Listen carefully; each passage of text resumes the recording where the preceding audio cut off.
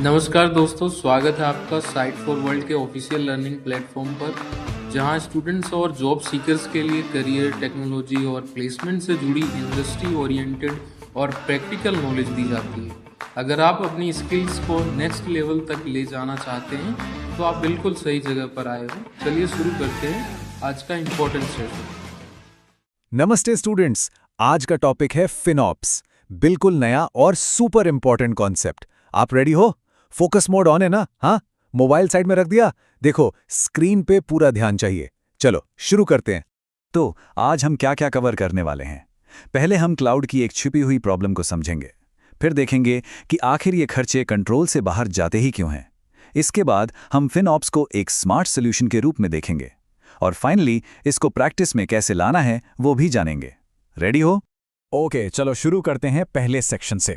यहां हम क्लाउड की उस बड़ी छिपी हुई प्रॉब्लम को समझेंगे और इसका स्केल आई प्रॉमिस आपको हैरान कर देगा। ये नंबर देखो स्क्रीन पर, 723.4 बिलियन। छोटा मोटा अमाउंट नहीं है ये।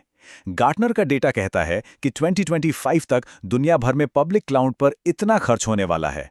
और ये नंबर इसलिए इंपॉर्टेंट है क्योंकि हमारी आज की पूरी कहानी, इसकी जड़ यहीं से शुरू होती है। लेकिन इस बड़ी नंबर के साथ एक बहुत बड़ी कड़वी सच्चाई जुड़ी है। इस पूरे खर्च का लगभग 18% पूरी तरह वेस्ट हो जाता है। मतलब कंपनीज हर साल अरबों डॉलर्स लिटरली आग में झोंक रही हैं ऐसी चीजों पर जिनका कोई इस्तेमाल ही नहीं है। सोचकर देखो कितनी बड़ी प्रॉब्लम है ये। इस स्टेप का पर्पस समझ आया? हम बस प्रॉब्लम का स्केल सेट कर रहे हैं ताकि आपको सीरियसनेस का अंदाजा हो। और ये मत सोचना कि ये सिर्फ बड़ी बड़ी कंपनियों के साथ होता है। ये देखो, एक रियल लाइफ हॉरर स्टोरी। एक डेवलपर ने गलती से $50,000 से ज्यादा का बिल बना दिया। जस्ट इमेजिन, एक छोटी सी गलती और इतना बड़ा नुकसान। ये किसी के भी साथ हो सकता है। ध्यान से सुन रहे हो? और ये विजुअल इस प्रॉब्लम को बिल्कुल साफ दिखा रहा है। ये है the cycle of cloud waste. बिना एक प्रॉपर सिस्टम के कंपनीज अनजाने में एक ऐसी साइकिल में फंस जाती हैं जहां वो बार बार वही महंगी गलतियां दोहराती रहती हैं। हमारा मकसद इसी साइकिल को तोड़ने का तरीका समझना है। स्क्रीन पे ध्यान है ना? ये प्रॉब्लम रियल है। तो अब आते हैं हमारे अगले सेक्शन पर। सबसे बड़ा सवाल, आखिर ये खर्चे कंट्रोल से बाहर जाते ही क्यों हैं? इसका जवाब छुपा है आईटी के ओल्ड वर्ल्ड और न्यू वर्ल्ड के बीच के फर्क में। इस स्लाइड पे ध्यान दो, ये बहुत इंपॉर्टेंट है। सबसे जरूरी चीज है कैपेक्स से ओपेक्स का शिफ्ट। पहले क्या होता था? ट्रेडिशनल आईटी यानी कैपेक्स मॉडल, मतलब कंपनी पहले से ही सर्वर खरीदती थी। एक बड़ा फिक्स्ड खर्च, प्रोसेस लंबा होता था और सारा कंट्रोल एक सेंट्रल टीम के पास था।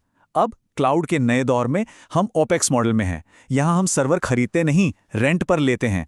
इससे स्पीड तो जबरदस्त मिल गई। मतलब कोई भी डेवलपर 5 मिनट में सर्वर चालू कर सकता है। लेकिन इस स्पीड के चक्कर में सेंट्रलाइज कंट्रोल चला गया, खर्चों की विजिबिलिटी चली गई और फिक्स्ड कॉस्ट बन गए वेरिएबल कॉस्ट्स, जो कभी भी ऊपर नीचे हो सकते हैं। लॉजिक समझ आया या सिर्फ देख रहे हो? स्पीड तो मिल गई पर कंट्रोल चला गया। ठीक है, तो इस सुपर फास्ट स्पीड के साइड इफेक्ट्स क्या हुए? देखो, सेंट्रलाइज कंट्रोल गया, पैसा कहां जा रहा है उसकी विजिबिलिटी गायब, कॉस्ट्स अचानक से बढ़ जाते हैं और सबसे बड़ी बात, स्पीड इतनी इंपॉर्टेंट हो गई कि अकाउंटेबिलिटी पीछे छूट गई। साफ साफ कहें तो हमने स्पीड के लिए कंट्रोल की कुर्बानी दे दी। तो इस पूरे केओस का, इस प्रॉब्लम का सल्यूशन क्या है? वेल, यहां एंट्री होती है हमारे आज के हीरो की, फिनॉप्स। और ये सिर्फ कोई टूल नहीं है, ये एक स्मार्ट सॉल्यूशन है, एक कल्चरल शिफ्ट है जो सभी टीम्स को एक साथ लाता है। एनर्जी बनी हुई है? रेडी हो नेक्स्ट स्टेप के लिए? चलो देखते हैं। सबसे पहले ये समझो, फिनऑप्स कोई सॉफ्टवेयर या टूल नहीं है। ये कल्चरल प्रैक्टिस है, एक ऑपरेशनल फ्रेमवर्क है। इसका मेन काम क्या है? इंजीनियरिंग, फाइनेंस और बिजनेस टीम्स, इन तीनों को एक साथ लाना ताकि क्लाउड के खर्चों पर फाइनेंशियल अकाउंटेबिलिटी बनाई जा सके। सिंपल गोल है, क्लाउड से मैक्सिमम बिजनेस वैल्यू निकाल। ओके, ठीक है, डेफिनेशन तो समझ आ गई। लेकिन आखिर फिनॉप्स करता क्या है? चलो इसको और भी सिंपल तरीके से समझते हैं। बेसिकली पूरा फिनॉप्स इन तीन जरूरी सवालों का जवाब ढूंढता है। पहला, व्हाट एम आई स्पेंडिंग? मैं खर्च क्या कर रहा हूं?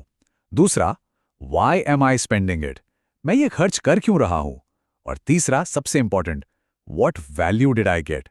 इस खर्च से मुझे वैल्यू क्या मिली? ये 3 सवाल सिंपल लगते हैं ना, लेकिन इनके जवाब ही पूरा गेम बदल देते हैं। अभी क्या सीखा? समझ आया ना ये कोर आइडिया? और उन 3 सवालों के जवाब इन की प्रिंसिपल्स पर टिके हुए हैं। ध्यान से देखो। पहला, टीम्स को कोलैबोरेट करना पड़ेगा, अकेले काम नहीं चलेगा। दूसरा, हर एक को अपने क्लाउड यूसेज की ओनरशिप लेनी होगी। सेंट्रलाइज्ड टीम फिनॉप्स को ड्राइव करेगी। हर डिसीजन बिजनेस वैल्यू के बेसिस पर लिया जाएगा और फिनॉप्स का डेटा सबके लिए टाइमली अवेलेबल होना चाहिए। ये फिनॉप्स की नींव है। अब एक सीरियस सवाल, अगर इंटरव्यू में पूछ लिया फिनॉप्स क्या है, तो ये प्रिंसिपल्स बता पाओगे? सिर्फ देख रहे हो या समझ भी रहे हो? ये बहुत जरूरी है।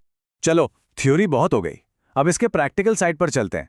देखते हैं कि फिनॉप्स को प्रैक्टिस में कैसे लाते हैं और इस फील्ड में आपके लिए क्या क्या करियर अपॉर्चुनिटीज हैं।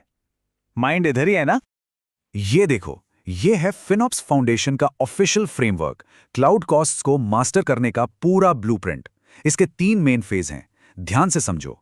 पहला फेज इन्फॉर्म, मतलब सबको विजिबल हो कि खर्च कहां हो रहा है, फुल ट्रांसपेरेंसी। दूसरा फेज ऑप्टिमाइज, जब पता चल गया कहां खर्च हो रहा है तो उसको ऑप्टिमाइज करो, आसान भाषा में खर्च कम करो और वैल्यू बढ़ाओ। और तीसरा फेज ऑपरेट, अब जो भी ऑप्टिमाइज किया उसको कंटिन्यूअसली बिजनेस प्रोसेस का हिस्सा बना दो।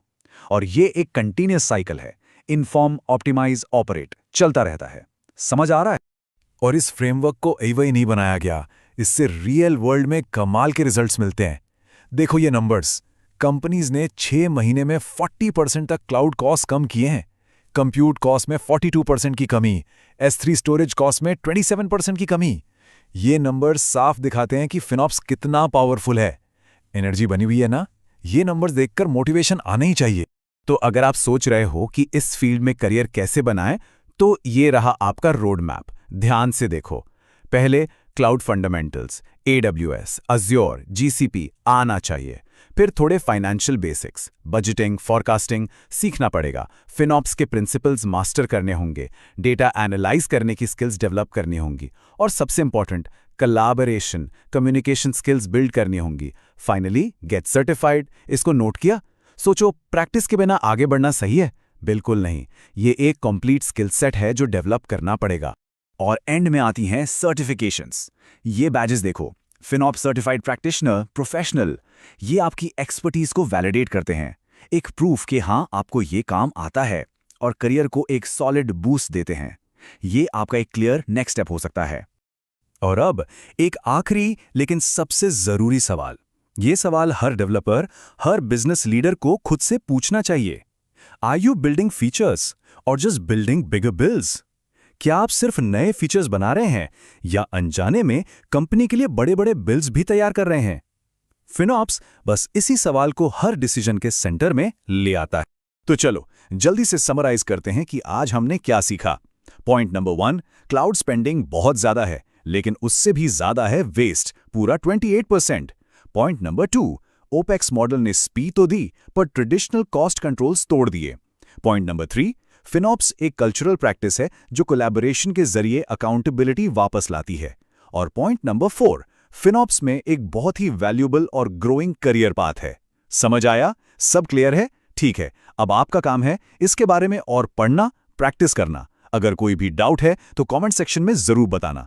नेक्स्ट सेशन में हम फिनॉप्स के स्पेसिफिक टूल्स के बारे में बात करेंगे। All the best, keep learning. हमारे चैनल को सब्सक्राइब कीजिए और वीडियो को अपने दोस्तों के साथ शेयर जरूर कीजिए। कमेंट सेक्शन में अपना डाउट या नेक्स्ट टॉपिक लिखना मत भूलिएगा।